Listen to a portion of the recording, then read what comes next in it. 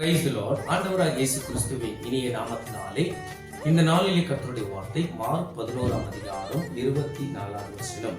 ஆதலால் நீங்கள் ஜெபம் பண்ணும்போது எவைகளை கேட்பீர்களோ அவைகள் பெற்றுக்கொள்ளுவோம் என்று விசுவாசியுங்கள், அப்பொழுது அவைகள் உங்களுக்கு உண்டாகும் என்று சொல்கிறேன். தேவ பிள்ளையே, கர்த்தர் நம்மளை பார்த்து சொல்கிறார், ஜெபம் பண்ணும்போது நம்ம ஜெபத்துல எவைகளை கேட்கிறோமோ அவைகளை பெற்றுக்கொள்ளுவோம் என்று விசுவாசித்தால் அது நமக்கு உண்டாகும் என்று பைபிள் சொல்கிறது. அப்போ ஜபத்துல மெயின் நமக்கு என்ன வேண்டும் என்றால் விசுவாசம் வேண்டும். தேவன் கண்டிப்பாக என் ஜபத்துக்கு பதில் கொடுக்குவார், நான் ஜெபித்தது தேவன் கண்டிப்பாக என் வாழ்க்கையில நிறைவேற்றுவார் என்று தேவனுடைய நாமத்தை சொல்லி அதிகாரத்தோடு நீ அவரிடத்துல நீ கேட்கும் போது கண்டிப்பாக அந்த ஜபத்துக்கு அவர் பதில் கொடுக்குவார்.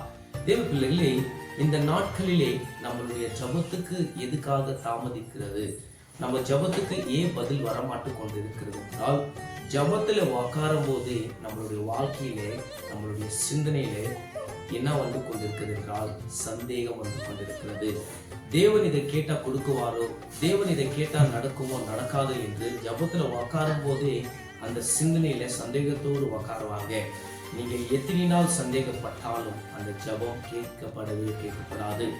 தேவ சமூகத்துல முழு நிச்சயத்தோடு வந்து உக்காந்து தேவன் கண்டிப்பாக நான் இந்த காரியத்தை நான் ஜெபித்திருக்கிறேன், என் வாழ்க்கையில அவர் நிறைவேற்றுவார் என்று நீங்க விசுவாசத்தோடு நீங்க ஜெபித்து பாருங்க.